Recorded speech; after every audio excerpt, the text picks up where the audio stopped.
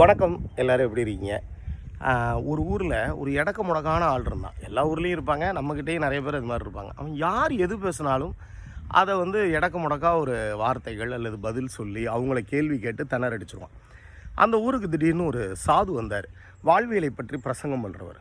அப்படி அவர் பண்ணும்போது இவன் வழக்கம் போல் அவரை மடக்கணுன்ட்டு மறுநாள் என்ன பண்ணால், அவர் பிரசங்கம் பண்ணும்போது கையில் ஒரு வண்ணத்து பூச்சியை மூடி எடுத்துகிட்டு போனான். அவர்கிட்ட போய், என் கையில் ஒரு பூச்சி இருக்குது, அது இறந்துருச்சா உயிரோடு இருக்கான்னு கேட்டான். இவர் கொஞ்சமும் யோசிக்காமல் அவனை பார்த்தாரு. அவனை பற்றி இவருக்கு எதுவுமே தெரியாது.